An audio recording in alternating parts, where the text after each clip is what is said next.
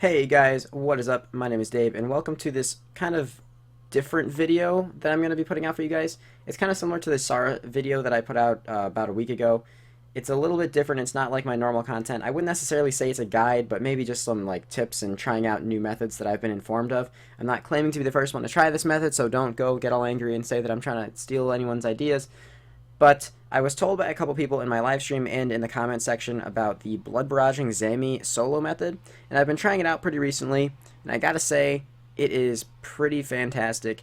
It's actually making me enjoy my Zammy solos. So I'm gonna start off by giving you guys a few statistics. Basically, I've tested this method over the course of a few hours, so someone who has done this method a bit more might want to be the one who tests it, and confirms or deny this over the course of over like 100 hours. But I get about 25 boss kills per hour, which is incredible because if you're also killing the minions, which you should be if you're using this method, that's 50 greater demon kills on your task per hour because the melee minion actually counts as a greater demon. So the tasks go by pretty quick, and 25 boss kills per hour soloing is incredible. I get 7 to 10 plus kill trips. 7 kills is a bad trip for me. So I'm going to quickly go over the gear that I use to do this. If you guys are interested in that, the gear and inventory setup. The reason I have the Staff of the Dead is for the barraging, obviously. The Occult Necklace, same reason. This is the gear that I choose to wear because I get my kill count at the Ice Fiends and the Imps. It's significantly faster than just getting at the Imps in the Zammy enclosure. So all the gear I'm wearing, fairly self-explanatory. I haven't actually tested switching out tassets for a Carol skirt or switching out the K-top for an armor chestplate yet. Those are kind of minor differences. Same with the Fury for the Torture kind of switch. It might be better, but I'm not entirely sure. And yeah, I feel like you guys kind of understand all that. I'm going to move on to the inventory because this is where things are a little different. Obviously, use the arc light. With this method, you're hitting it 2 times and walking under just like you would for the normal solo method. Then you're healing back up with Blood Barrage in between. And the Imbued Heart, I don't know if this is needed or not yet. Same kind of goes with the Ellie. I don't know if Ellie's actually better. Spectral could be better. I'm not sure. I would imagine Ellie's better, but yeah, I know you can do this with not the exact gear I have. You can use like worse gear than me and still be getting more kills per trip because you're not really bringing a whole lot of extra things because of doing this, but it's going to end up saving you a whole lot of food. I actually use the Imbued Heart. That might maybe contribute to why I get 10 kill trips, just because my hits when I'm actually healing up with Blood Barrage are incredible. But I'm just going to cut right in and show you guys how I do this and show you guys a couple kills because the gear is fairly self-explanatory, and as this is more of a high-end guide, I feel like you guys probably don't really need a 20-minute explanation, and 3 minutes should be fine to do that. So I'm not going to show you guys the first kill of the trip because this is already a couple kills in. The first kill is usually the roughest, but I didn't really get a good example of the healing and everything on the first kill. As you guys can see, the basic method is really simple. It's what you guys already do. Pray melee, wear your arc light, get 2 hits, walk under the boss, and on the second hit, if you do have an SGS, that's when you want to use it. If you don't have an SGS, you can easily switch it out for a BGS, a Sea Halley. There's a couple trips when I actually forgot my SGS, and I was still getting 8 to 10 kills. So it's not really needed, but it does help. The way you want to do it is you just walk under, hit the boss 1 time when you walk back out, and then SGS on the second hit and immediately walk under. That way you don't lose any ticks. That's just how I do it, and that's how a lot of people do it. It's really simple. So, like I said, if you guys aren't familiar, feel free to watch this. I'm going to show one more kill after this one, but the main reason is to show you guys just how fast the kills actually go with this setup. And this is pretty normal. You can see on this kill, I only took about, not too much damage till the end, right there. Get all the way down to 17 health. What you want to do is you lure the melee minion over so it's stacked on top of the range minion. The reason you want to be casting Barrage on the melee minion is because, first of all, it's melee, so generally speaking, melee things have less defense to mage, but also because you're actually on task, so the extra damage gets carried over to the range minion, and you can see just how much I'm healing up from doing this. It's actually pretty rare to see what just happened right there, which is the range minion actually dying before the melee minion. That usually doesn't happen, but if it does, you can do what I did here and try to pull the melee minion over to the mage. It does work, just not as effective as it does with the range minion because the mage seems to have noticeably higher defense. But you can see just how much food that saved me. It got me all the way back up to 81 health, which, yeah, it's not full. Sometimes you'll get back up to full. You usually will. But considering I was at 17 health, that right there saved me at least 3 sharks. Then you just kill the mage minion as normal and proceed on. It's pretty simple. I'm going to show you guys the total kills of this trip as well, but we're going to jump right into the next kill so you can see it again.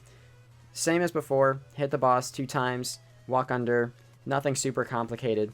The trip is kind of, or the kill itself is actually kind of easy. You probably won't encounter too many problems with this.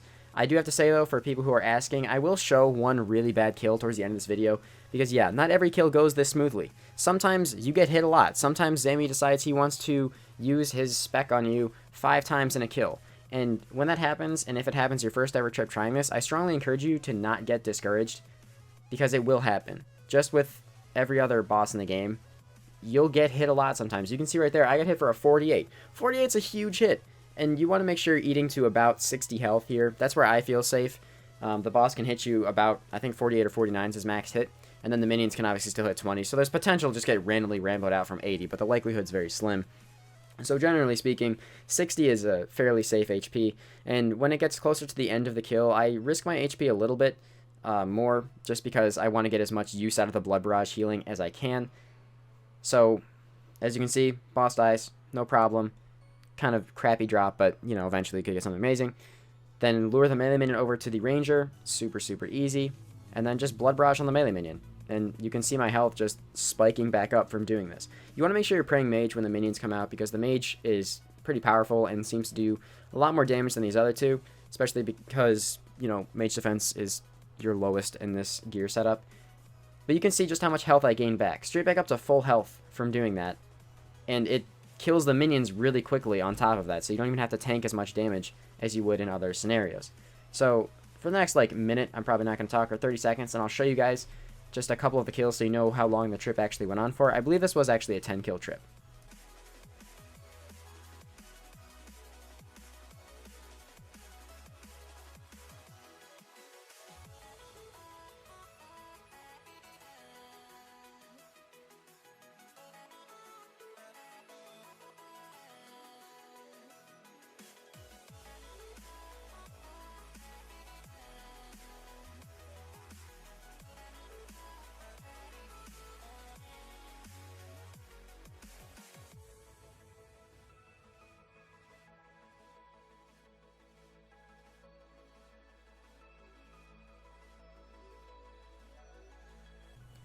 Here's one of the examples I was talking about the worst possible kill that you can really see.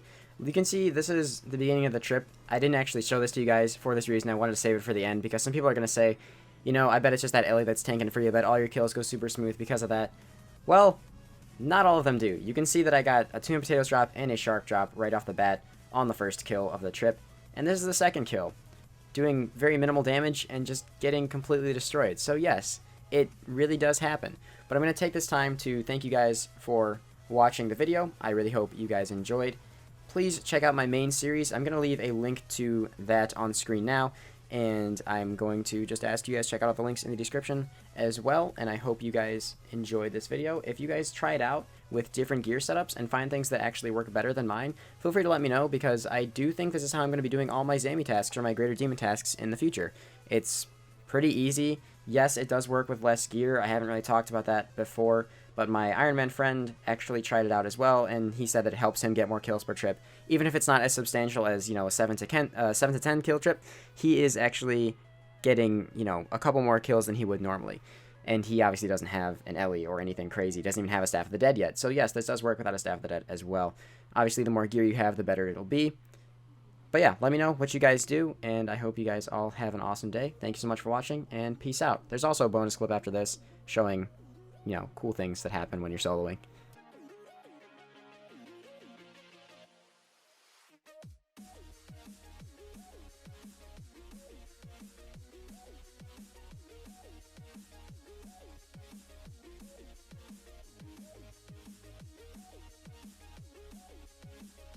Pretty good drop. That's a pretty good drop. So that's like 2 kills after the fucking, after the shard. WAP is gonna be salty when I say this. I just got a Staff of the Dead. I hate you. I love you. Okay. That is awesome. I mean, it's not worth as much as it used to be, and honestly, a spear might even be worth more than that. But solo Staff of the Dead, that is amazing. That's gonna look great in the loot tab.